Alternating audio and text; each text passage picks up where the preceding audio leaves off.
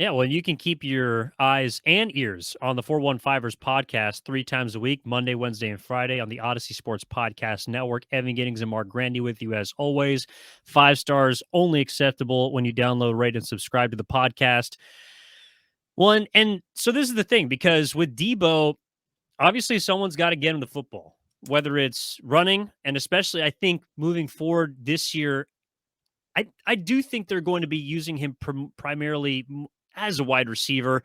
Um, Things have gotten a little stale in the running game when he's back there, but Jimmy Garoppolo is the one that's going to have to pass him the ball if they are going to use him as a wide receiver. And something that Jimmy G said earlier this week in a press conference of his that kind of caught my eye. Obviously the Niners are going to Carolina.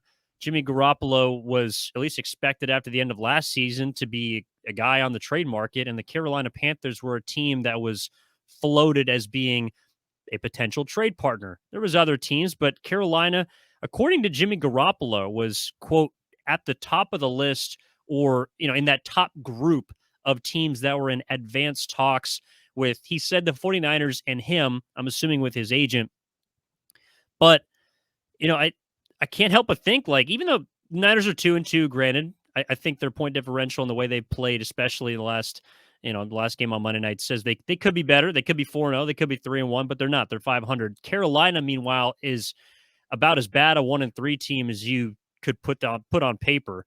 Um, what would Carolina look like, and what would the 49ers look like if Jimmy Garoppolo was wearing that Panther blue, if he was over in Charlotte? Like, that's something that it's just a hypothetical that I was thinking about. But, Jimmy Garoppolo on that team instead of Baker Mayfield, they make the choice to trade with Cleveland instead of potentially trading with San Francisco. And after that happened, I don't know about you, Mark, I felt like that was one of the sort of the final straws, as far as where Jimmy G could or couldn't go. Um, Pittsburgh was up there, obviously, Cleveland, and once Baker left and went to Carolina. But I thought the Panthers would be a nice fit as a team sort of in a transitionary period and not really knowing whether you want to rebuild or compete or what you want to do. So that also leaves the 49ers in our hypothetical scenario without a backup quarterback able to step into the position of Trey Lance, who unfortunately got hurt in week 2. So it's so weird. Like, if Jimmy G's in Carolina, I don't know if the Panthers are necessarily headed for the playoffs like the San Francisco 49ers currently are to me, but it absolutely changes everything.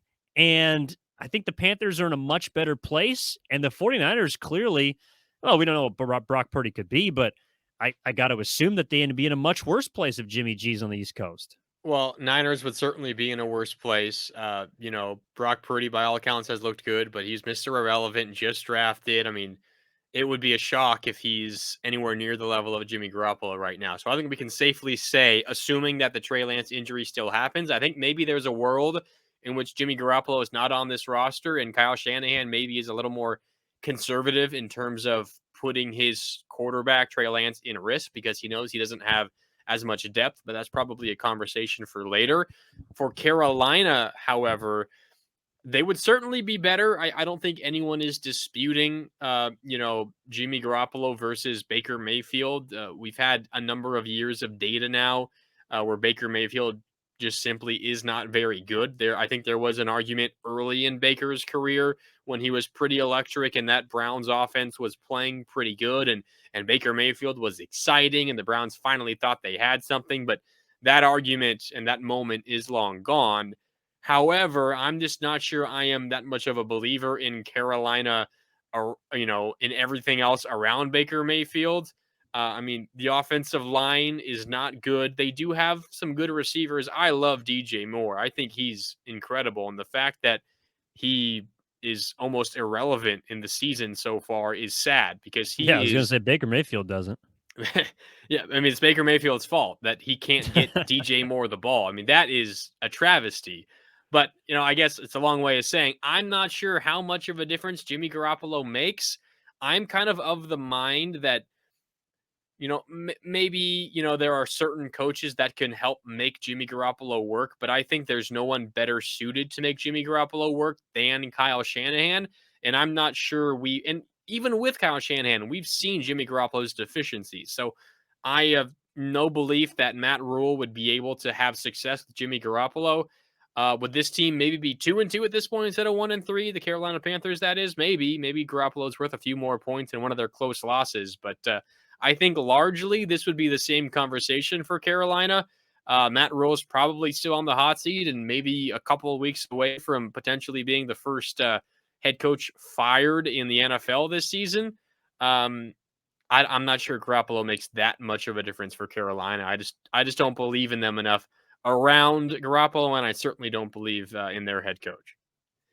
Well, so it sounds like then it would be like a similar situation to if Jimmy G, because the other place I think late, kind of before the preseason started was, all right, could Jimmy G go to Seattle? I know that was another destination that was sort of floated. Another team with, we don't really know what's going on with the Seahawks. I know now they figured out their quarterback situation, kind of, with Geno Geno Smith. Smith for MVP? Well, maybe after week one, it looked pretty good against the Denver Hey, Broncos. he was great against the Detroit Lions in week 4. Come on. That's true. Yeah, against the heavily defended Jared Goff led Detroit Lions.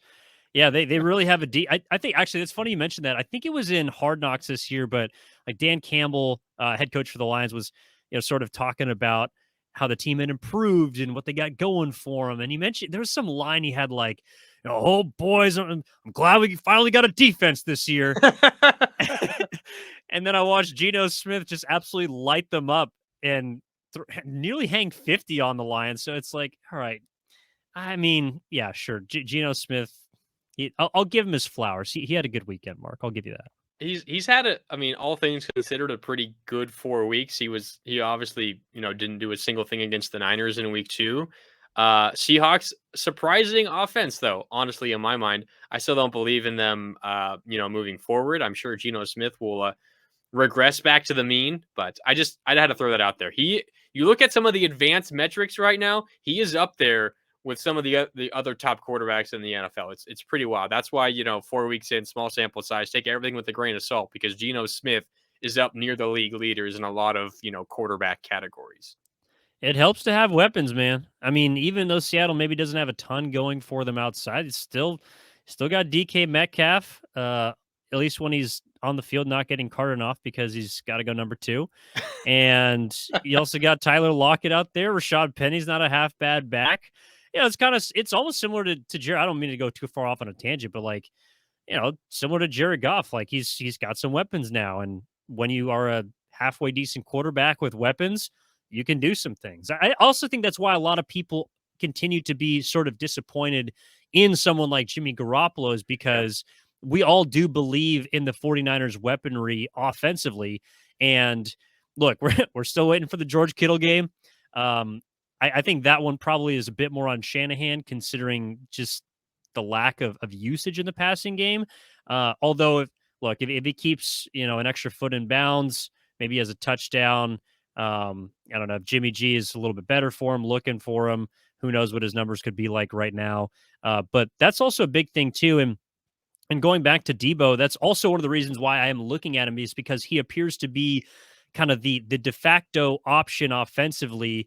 Look, I think the targets on Monday Night Football were 4 for Ayuk, 4 for Kittle, and I forget where the other 4 went, but Debo had the most and definitely did the most with his opportunities. But Juwan that's Jennings was the other. Juwan Jennings. Thank you. Appreciate that. And but that's the thing too. It's like, okay, well, if Jimmy's getting 25 passes a game, and I don't think he should be throwing more, if anything, maybe less, but how are you going to distribute those targets? And to me, the majority of them got to go to a guy like Debo, even though I think we all believe George Kittle deserves some recognition as a top tight end.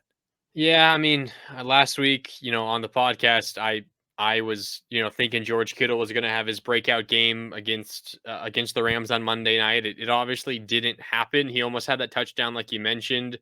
I still would, hold that I think this offense needs him involved more. I think it's relatively easy to think about how dominant that win was over the Rams and be like, all right, the offense is back together. They're feeling good. They're feeling better. This is kind of the jumping off point. But you also have to take that game in context and realize that the offense did not need to do much to win that game. I mean, the defense scored 7 points. The defense only allowed 9 points. So the offense needed 3 points to win. And, they managed to get that and more, obviously, but it was a huge improvement, but it was also a very, very, very low bar to clear from the previous week in Denver. So while it was certainly a step in the right direction, it's not like this Niners offense has, suddenly reached their final form. Like there are still ways to improve. And I think the biggest one is George Kittle in the passing game. And we know, and we talked about it a lot, how good he is, as a run blocker. And he's going to, lead you to a few extra yards every play because of how ferocious he is, blocking defensive ends, linebackers, blitzing corners, whatever the situation is. He's great at that. But he's also an elite pass catcher. And I think if the 49ers have, dreams of winning the NFC West, of, winning a couple of postseason games, potentially competing for an NFC title and, perhaps a Super Bowl, I think George Kittle has to be involved more. And you look at the numbers now over the last, 8 or 9 games dating back to last year, including the postseason, they're bad. And it's not, to blame Kittle. It's not like he's had a bunch of drops. It's just simply he's not being targeted. I think, and I was wrong on this last week, but I think, as we move another, couple of weeks into the season, as Jimmy Garoppolo gets more comfortable. I mean, he's been saying I didn't really have a training camp. This is kind of my preseason. I'm getting up to speed. I'm getting back. We know he likes targeting George Kittle. I think the targets will come and we'll see him involved more in the passing game.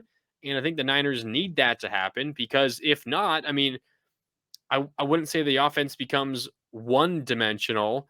When you have Debo and his, electricity, in the passing game or the rushing game, you're going to be mixing things up somewhat. But if they do not get George Kittle involved more, it becomes that much easier for opposing defenses. So I'm sure it's on Kyle Shanahan's mind. I'm sure him and Jimmy are talking about it.